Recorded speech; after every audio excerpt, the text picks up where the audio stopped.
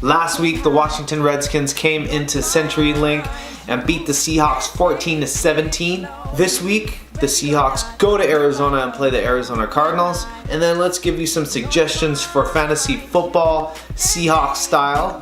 You are watching Walk Talk Hawks.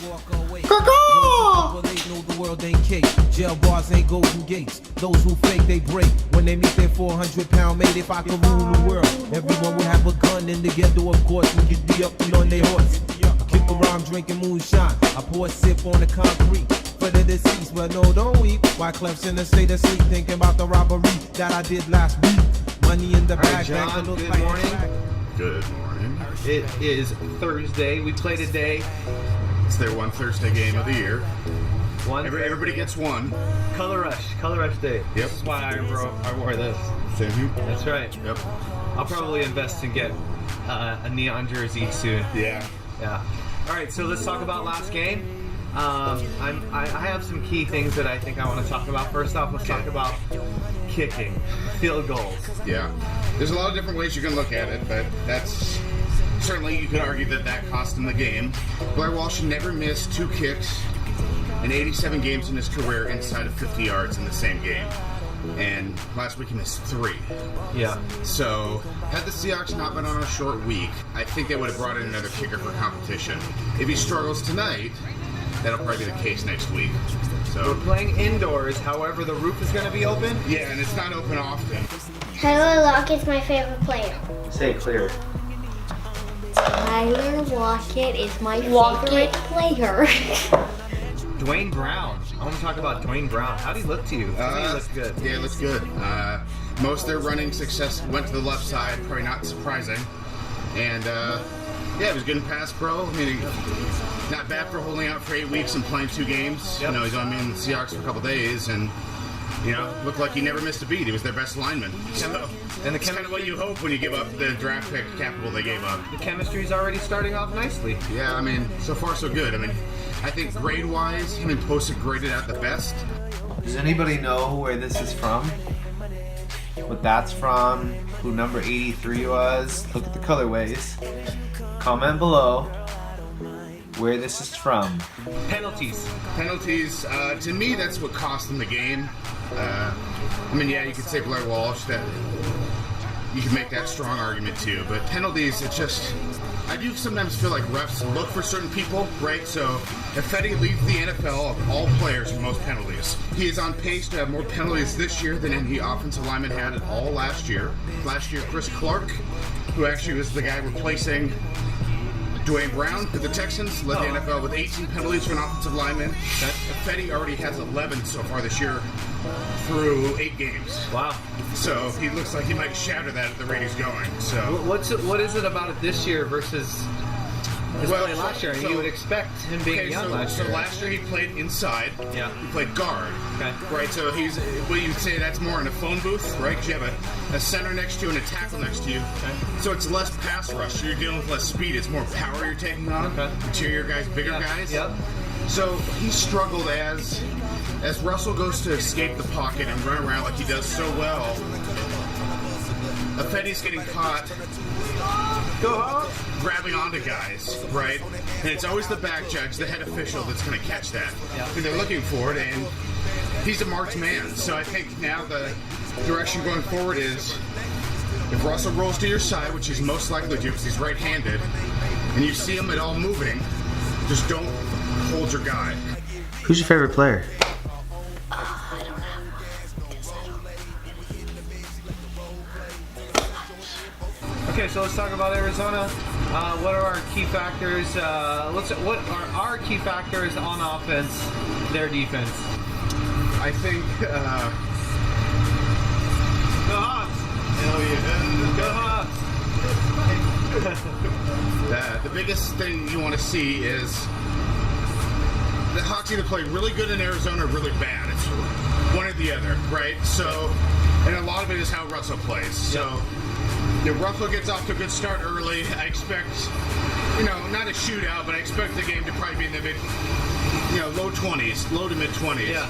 If we struggle early, like we've seen through a lot of games, I expect it to be a very difficult game Arizona's strength right now defensively is their linebackers. Okay, so they have Chandler Jones, who's one of the best pass rushers in the league. Now, he lines up on the right side of their formation in a 3-4 defense, so he'll be going against Dwayne Brown, so that helps. That's right. I hear Their other good pass rusher, Marcus Golden, blew out his knee, so he's out for the year. Okay. Former Coug, Dewan Buchanan, and he is former safety, so he missed the beginning of the year, and he's only been back for about 3 weeks. Usually game plan wise, which makes this different, is he will literally spy Russell Wilson. So Russell, where he had all those big rushing yards last week against Washington in the middle of the field, where their linebackers return to cover, to help cover in those big gaps, to allow Russell to step up and run. Don't expect those this week because of how they spy him, how they guard him.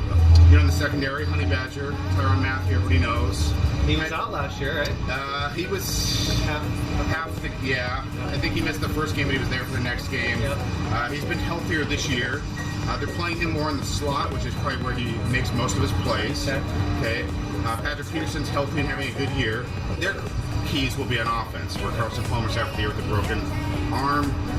They've Drew Stanton at quarterback, who scored an early touchdown last week, but struggled in general, only completed half his passes. You can say the same thing about Russell Wilson last week. And then running the game, you know, they have Adrian Peterson, their main focus. He had a career high 37 carries last week, so we'll see how he does coming out of a short week. 32 years old? 32 years old. I think that would favor the Seahawks. I think there's a good chance Sheldon Richardson does play today, based off fully practicing yesterday. I didn't think that would be the case. I thought they'd rest him, but it sounds like he probably will play. And then Earl Thomas is out. Earl Thomas, they've listed him as doubtful, but he won't play. They want to give that hamstring another full week to rest. Okay, so Dwight Freeney, I would say, so far as the last game, was an awesome pickup. I saw him do his spin move. He did, he did that. And he got one. He almost every play he was involved in, it seemed like he made an impact. Right? So shut the Larabia, go Hawks! Well, let's talk about fantasy, and we can go in depth on each of those positions. Sure. So, will you play Seattle defense?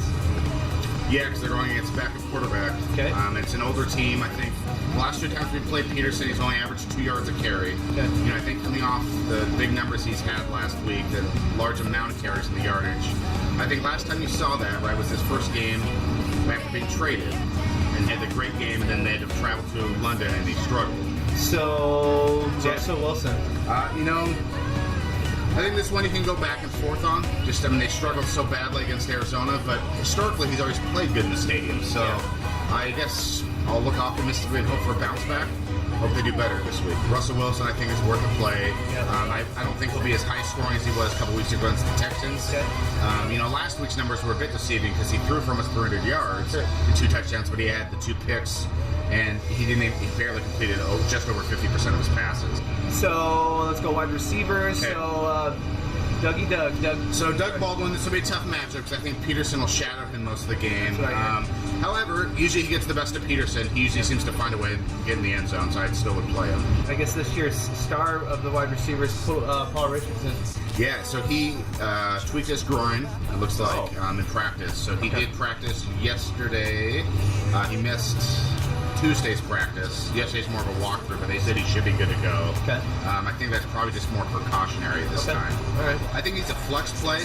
Okay. I think if you need to play him, but I wouldn't count on him as much this week. Okay. And then Lockett missed Monday's practice with a shoulder injury. You know, coming off the major leg break that he had, his game against the Texans was the best he's had since the injury. Okay. I think he struggled a little bit last week getting separation. I think that's more due to the aggressiveness of the Redskins corners. Yeah, they were balling. Tyler Lockett start? Again, it's probably the same as, I think one of them will do well. I can't guarantee which one it'll be, depends on the matchup. Tight ends, Jimmy Graham. Yeah, I think he should have a good game. He's got the size over there in the linebacking core. Like I said, they have linebackers that can run, so it might be consider more like post-up routes, right, where he stops and then gets him on his back. Exactly. Yep. So use his size to the advantage. So. I mean, honestly, that's how I feel like they should play him. Yeah. Get dudes on his back. Yeah. Well, the thing with that's difficult is that in order to do that, you either have to run a good route and be open, which is not Graham's strength as a route runner. Yeah. He's improved on it, but it's still not his strength. Yeah. Running backs, would you start any of their running backs? Thomas Rawls. Again, for flex, he might be worth it. I think he is going to get at least 15 carries. Okay. They're going to try to establish him. The question is, can they get him going? Sure. I think last week with the run game, they had a little more uptick. I think it helped that Russell was able to run and open up some gaps. Sure. Arizona, the strength right now of their defense is their run defense, though. So Okay, well, we have think- Dwayne Brown now. yes, and I think that That's should going to make a help. difference on the left side, right? It should help. Is it enough to start him? I don't know. Again, as a flex play, I think it's a possibility. More so than in weeks past, especially with Lacey being out, he's not going to get handcuffed as much. Sure. I actually think, and this is just my intuition, it's not off anything else. People probably laugh because he hasn't done anything, he's always injured, but I think the Seahawks you might see more of CJ Procise tonight Oh my God. than you have, well, really since last year against Philly when he got injured. I wouldn't start him, but I wouldn't be surprised if he had a sneaky good game. Okay, so in summary, I would say sit Thomas Rawls, sit Procise. Eddie Lacy's not. He's Yeah, I think injured. that the ones you want to play are the Seahawks D. They should get a couple turnovers Yeah. with staying at quarterback. Sure. Okay. So. One player that I never bring up, and he's actually in my lineup. Okay. Would you start Blair Walsh, or do you go find a new kicker? When you have a kicker struggling with confidence, I'd probably pick up a new kicker if Okay. you can. I mean, I hope he redeems himself, but based on the way Hauschka's always struggled in Arizona, not just last year, but in his career, the one spot he struggled to kick in, it makes me nervous if I was having Blair Walsh start a kicker in my fantasy game. Blair Walsh is he's a mental. Well, it is issue, with but- most. It is with most kickers. Yeah, that's the thing. Once they go bad, it's hard to get them going in the right direction. And- Lace is out, right? Lace is out. Yes. All right, so let's wrap it up with a prediction of score. Seahawks win. We'll say 23-20, and it'll be a game where they pulled away in the fourth quarter. Okay. Go Hawks.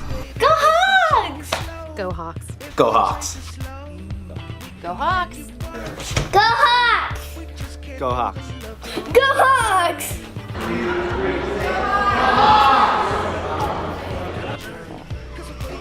That was the most successful of the pictures that we've taken. Week 10. Let's ramp it up.